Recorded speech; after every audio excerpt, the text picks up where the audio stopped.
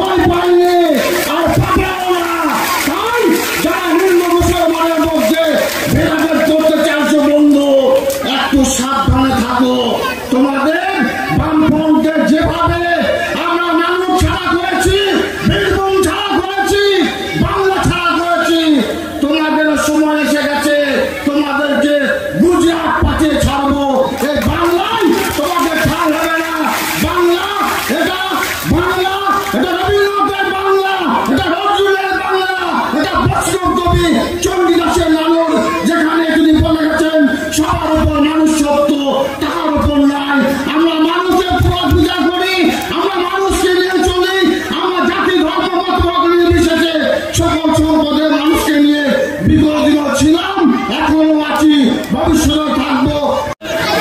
আমার গ্রামে অনেক সহযোদ্ধা, অনেক সহকর্মী আছে, আমার অঞ্চলের অনেক সহযোদ্ধা সহকর্মী আছে। তাদের সেই দিনের কাহিনী সম্পর্কে সবটাই জানা আছে এবং আমার আগে যারা বক্তব্য রাখলেন তারাও প্রত্যেকটি বিষয় নিয়ে আলোচনা করেছেন। সিপিএমের হাত বদরা, বামফ্রন্টের হাত বদরা সেদিন আমার পরিবারের উপর বুলডোজার চালিয়েছিল।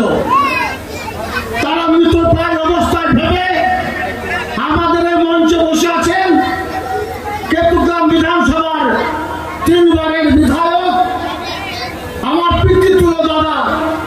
তার মাথার যদি চুলটা একটু ছড়িয়ে দেখেন দেখতে পাবেন 19টা সেলাইয়ের দাগ আছে।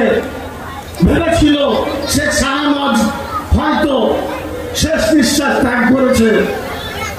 তাছাড়াও রক্তাক্ত অবস্থায় আমার বৌদি, তিনিও মৃতপ্রায় অবস্থায় পড়েছিলেন। আমার বাবার বুকে বোমা মারা হয়েছিল।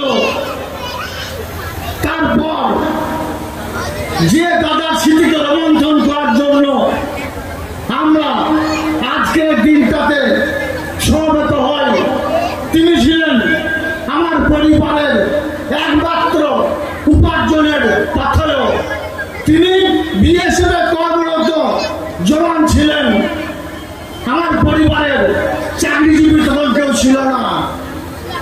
শুধু আমার পরিবারের কথা বলবো না, আমাদের নানুর বিধানসভার কথা বলি। আজকের দিনটা আমরা সেই শহীদদের স্মরণীয় দিন হিসাবে আজকের দিনটাকে আমরা মান্যতা দিই। আমি ভুলিনি, আমরা ভুলি নাই নানুরের সেই 11 জন খেপুদিনের কথা, যাদেরকে সুরপুরের মাটিতে নৃশংসভাবে